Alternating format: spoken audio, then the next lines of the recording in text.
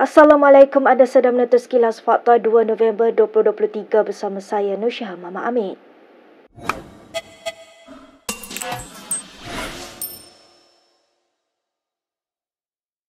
Bekas Perdana Menteri Najib Razak dimasukkan ke Hospital Kuala Lumpur HKL selepas dijangkiti COVID-19.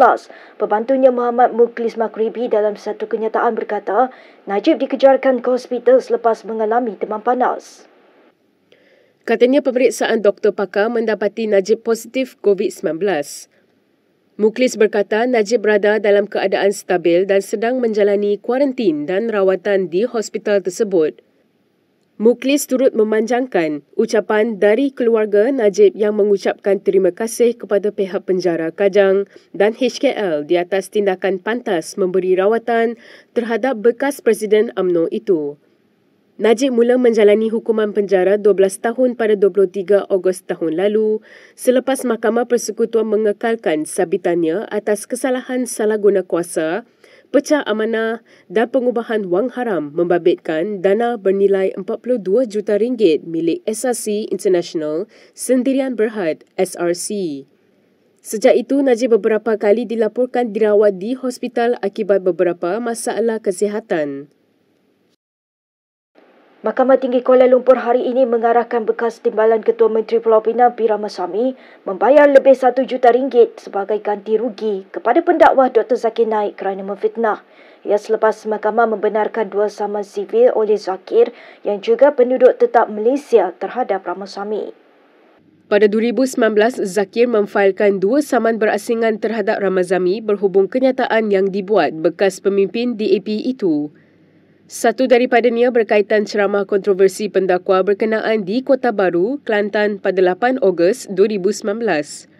Saman kedua Zakir dibuat kerana mendakwa Ramasamy memfitnahnya apabila mengulas berhubung kumpulan Harimau Pembebasan Tamil Ilam LTTE yang disiarkan portal berita pada 8 November 2019. Semasa prosiding di mahkamah hari ini, Hakim Hayatul Akmal Abdul Aziz memutuskan bahawa Zakir telah membuktikan bahawa ketiga-tiga unsur fitnah itu telah dibuktikan bagi 5 kenyataan yang dibuat oleh Ramasamy. Hakim itu berkata Ramasamy gagal menunjukkan bahawa dia berhak mendapat pembelaan justifikasi dan ulasan yang adil. Baik, berita seterusnya. Bekas Peguam Negara Muhammad Apandi Ali hari ini gagal dalam rayuannya untuk mengetepikan keputusan Mahkamah Tinggi yang menolak saman fitnah RM10 juta yang difailkannya terhadap Lim Kit Siang. Panel 3 hakim dalam keputusan tersebut sebulat suara menolak rayuan Muhammad Apandi selepas memutuskan tiada merit untuk rayuan berkenaan. Susulan keputusan Mahkamah Tinggi itu, Muhammad Apandi turut diarah membayar kos RM100,000 kepada Kit Siang. Apandi merayu keputusan Mahkamah Tinggi Kuala Lumpur pada 23 Mei tahun lepas yang menolak saman fitnahnya berhubung artikel Kit Siang yang ditulis pada 6 Mei 2019. Muhammad Apandi mendakwa artikel itu membayangkan antara lain dia terlibat dalam skandal keuangan 1MDB, seorang yang tidak bermoral dan berintegriti, tidak beretika, serta telah menyalahgunakan kuasa ketika menjadi Peguam Negara mulai 27 Julai 2015 hingga 4 Jun 2018. Ketika membaca keputusan mahkamah, Hakim Hadaria Said Ismail berkata dalam kes ini, Kit Siang menyatakan bahawa dia mempunyai hak untuk mengetahui bagaimana skandal keuangan 1MDB disiasat oleh pihak berkuasa. Menurut Hadaria, pihak hakim juga bersetuju bahawa sebagai Ahli Parlimen Iskandar Puteri ketika itu, Kit Siang mempunyai kewajipan untuk menyoal apa yang sedang berlaku berhubung siasatan skandal 1MDB. Justeru Hadaria berkata ketiga-tiga hakim yang bersidang mendapati hakim perbicaraan betul dengan berpegang bahawa perkataan yang dipersoalkan oleh Kit Siang dibuat atas perlindungan bersyarat.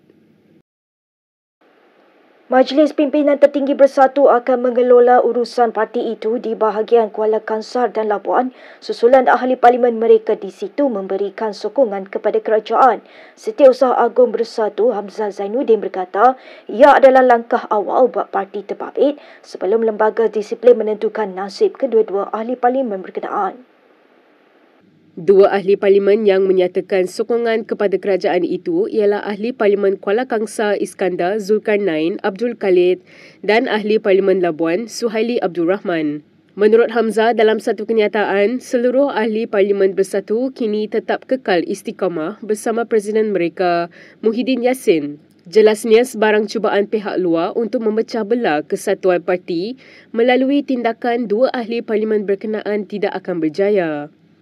Pada masa yang sama, tambah Hamzah, Bersatu amat komited dalam usahanya memperkasakan PN yang mendapat sokongan besar rakyat dalam PRU lalu.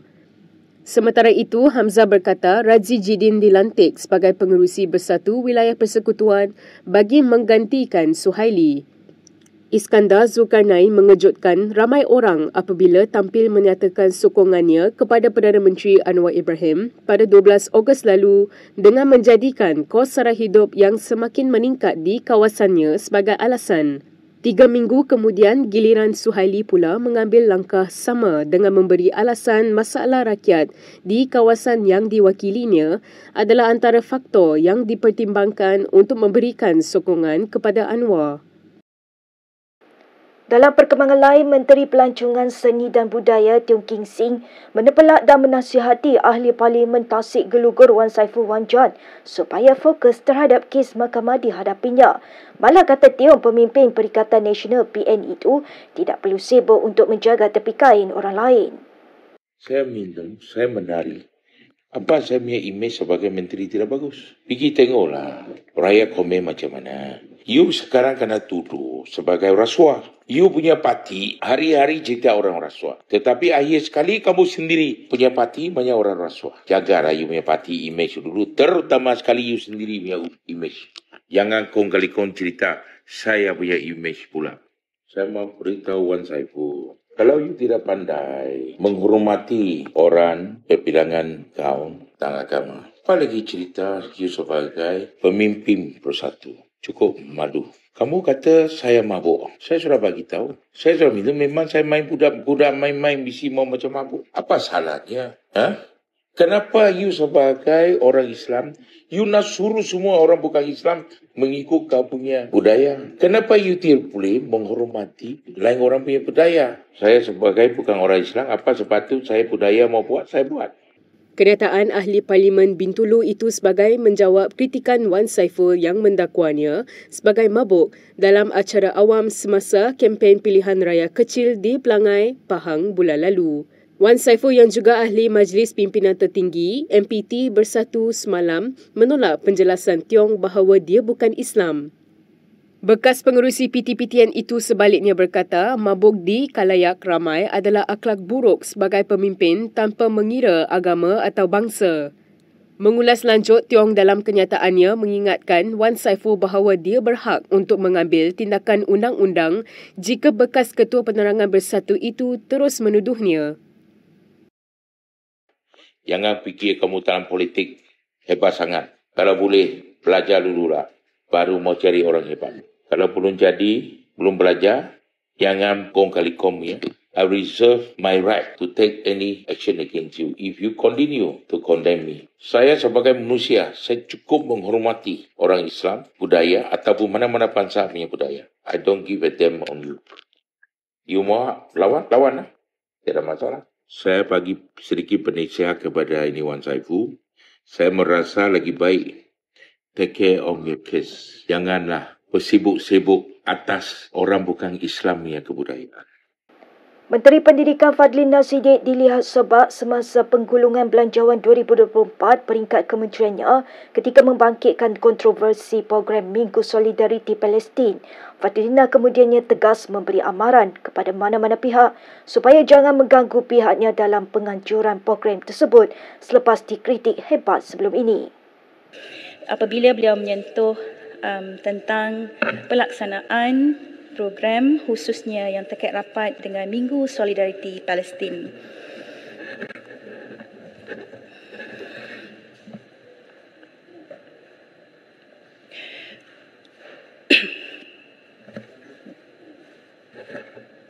Nirmala kemanusiaan adalah asbab utama mengapa KPM mahu tampil dalam melaksanakan Minggu Solidariti ini.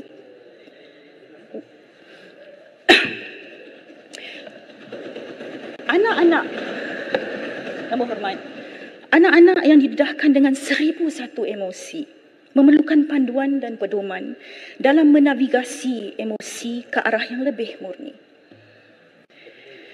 Ini bukan soal siapa yang terpaling Palestin. Ini bukan soal siapa yang tunduk kepada desakan-desakan dangkal yang memilih antara dua kemanusiaan. Ini bukan soal itu. Justru itu, ahli yang berhormat, KPM menyahut seruan Yang Amat Berhormat Perdana Menteri dan pendirian Kerajaan Malaysia untuk turut bersama-sama mempertahankan hak dan kebebasan rakyat Palestin. Jadi program ini tujuannya adalah untuk mendidik murid berkaitan nilai manusiawi, nilai kemanusiaan, pendidikan kedamaian dan juga keamanan. Beri ruang kepada kami, Kementerian Pendidikan, untuk melaksanakan tanggungjawab kami dan mengutamakan proses pendidikan kemanusiaan ini. Jangan kacau kami, jangan usik sekolah kami, jangan usik guru-guru kami yang sana ataupun yang sini sama. Jangan usik. Beri ruang kepada pendidikan ini sebagai satu proses. Fahami ia sebagai satu mesej yang penting untuk mendidik kemanusiaan. Sebab itu, tuan-tuan dan puan-puan, saya mengambil semua pandangan, semua kritikan, saya dengar semua.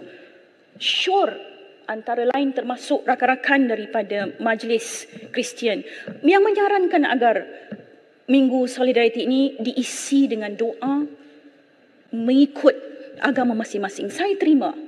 Dan ada sekolah yang melaksanakan program yang begitu.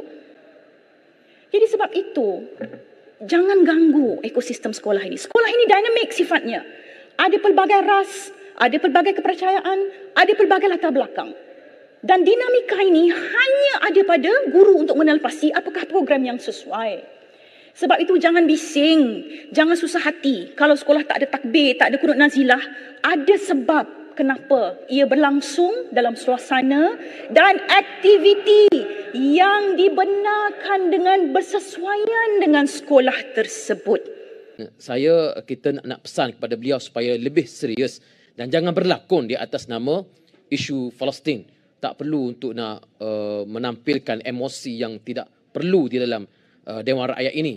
Yang kita nak tanya ialah bila dimaksudkan dengan kunut nazilah, dengan takbir, itu apa sebenarnya maksud? Apakah yang dimaksudkan dengan tidak boleh takbir, tidak boleh kunut nazilah di setengah-setengah sekolah dan sebagainya? Pada kita, ia merupakan ungkapan yang sudah diterima sebagai satu ungkapan yang seorang Muslim boleh menyebutnya pada bila-bila masa. Bahkan Perdana Menteri sendiri menyebutnya di dalam Solidariti di Axiata Arena beberapa hari yang lepas. Jadi ini merupakan satu perkara yang perlu untuk kita nyatakan, dan kita mengira bahawa Menteri Pendidikan sangat tidak serius untuk nak bangkitkan isu ini. Bahkan beliau langsung tidak menyentuh berkenaan dengan 12 wakil rakyat di dalam partinya sendiri yang menggesa supaya Minggu Solidariti Palestin ini dikaji semula. Itu sebenarnya lebih serius. Bukan isu siapa yang paling Palestin, siapa yang paling membela dan sebagainya. Dan kita ingatkan, sekali lagi, jangan politikkan isu ini dan jangan menghukum sekolah-sekolah guru-guru yang terlibat, yang telah pun disentuh maruah mereka oleh Menteri Yang Berhormat Ngah Komen sendiri. Dalam pada itu, pembangkang meminta Perdana Menteri Anwar Ibrahim serta barisan Kabinet bertanggungjawab atas kegagalan Menteri atau Timbalan Menteri hadir di Dewan Rakyat bagi menjawab soalan yang dikemukakan. Ahli Parlimen Al-Ustaz Hafnan Hamimi Taib Azmuddin berkata, pembangkang kesal apabila tindakan gagal hadir itu menunjukkan Menteri atau Timbalan Menteri terbabit tidak serius melaksanakan tugas masing-masing. Apa yang saya nak highlight di sini pada hari ini ialah apa yang berlaku dalam Dewan Rakyat sebentar tadi, apabila sampai pada giliran nombor 3 sesi soal jawab lisan, yang berhormat Datuk Speaker terpaksa menangguhkan soalan nombor 3 tu ke soalan yang lain.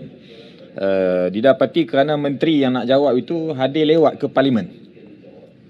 Dan berdasarkan kepada Peraturan Mesyuarat 24.1, saya bangkitkan dalam Dewan Rakyat. Ketika Yang di-Pertua jemput sampai susunan giliran soalan kepada Yang Berhormat tanya, Yang di-Pertua jemput ahli Parlimen itu bangun tanya dan menteri itu kena jawab. Kalau menteri tak dapat hadir, Timbalan Menteri boleh hadir untuk menjawab. Tapi dalam kes tadi, Menteri Luar Negeri dan Timbalan Menteri Luar Negeri tidak ada dalam Dewan ketika sampai giliran soalan itu ditanya, yang patut ditanya. Jadi sehingga memaksa speaker terpaksa tangguhkan soalan itu kepada giliran yang lain. Dan walaupun speaker ada budi bicara, tapi saya nak highlight di sini ialah kegagalan menteri untuk hadir tepat pada masa. Timbalan menteri ada, timbalan menteri tak hadir juga. Saya tengok menteri dan timbalan menteri yang ada dalam kabinet hari ini tak bersungguh untuk hadir menjawab dengan sendiri.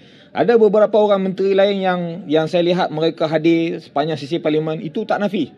Tapi kebanyakannya, termasuk insiden yang berlaku hari ini dan semalam di Kamar Khas, menunjukkan menteri dan timbalan menteri di bawah kabinet Yang Amat Berhormat Perdana Menteri hari ini tidak bersungguh-sungguh untuk menjawab isu-isu yang dibangkitkan oleh parlimen. Kalaulah parlimen, Dewan Rakyat, tempat yang paling tinggi untuk buat polisi dalam negara, mereka tak bagi perhatian serius. Apa lagi keseriusan, kesungguhan yang kita nak daripada menteri-menteri kabinet? Kami bawa suara rakyat. Kita draft soalan, kita hantar awal, kita ikut peraturan mesyuarat, kita ikut urusan-urusan yang telah ditetapkan oleh parlimen. Tapi kenapa mereka tak boleh patuh? Inilah yang kita sedang persoalkan pada hari ini. Apa sebenarnya yang berlaku? Kita minta penjelasan. Saya minta penjelasan daripada Perdana Menteri dan Kabinet. Apa sebenarnya yang berlaku? Kenapa tidak ada arrangement yang baik menyusun giliran menteri hadir? Tidak ada orang yang pantau kan menteri ni. Di mana menteri hadir berjawab on time, jawab apa yang dibangkitkan dengan serius. Kenapa Perdana Menteri ni saya tengok gagal nak mengawal Kabinet? Menteri-menteri Kabinet. Adakah Menteri Kabinet tak respect pada Perdana Menteri ataupun Perdana Menteri tak ada tengok Menteri Kabinet kerana sibuk uruskan hal-hal lain di luar negara? Sedangkan inilah tata kelola yang nak dicerakinkan dengan penuh wewenang yang TV Krama yang disebut banyak kali itu. Jadi apa yang berlaku hari ini menunjukkan peristiwa ini berulang kali berlaku dan menunjukkan kerajaan ini tidak serius, tidak kompeten untuk menangani isu-isu rakyat yang dibangkitkan oleh ahli-ahli Dewan Rakyat di dalam Dewan Rakyat, tempat yang paling tinggi untuk buat sesuatu polisi, dasar dan keputusan negara. Itulah perkara yang saya nak sebutkan pada hari ini. Kita rasa kesal dengan peristiwa ini dan kita memberi amaran supaya jangan diulangi kegagalan ini. Kalau terus gagal, nampaknya kerajaan ini tak patut lagi menjadi kerajaan. Baik, berikut beberapa lagi ringkasan berita untuk hari ini.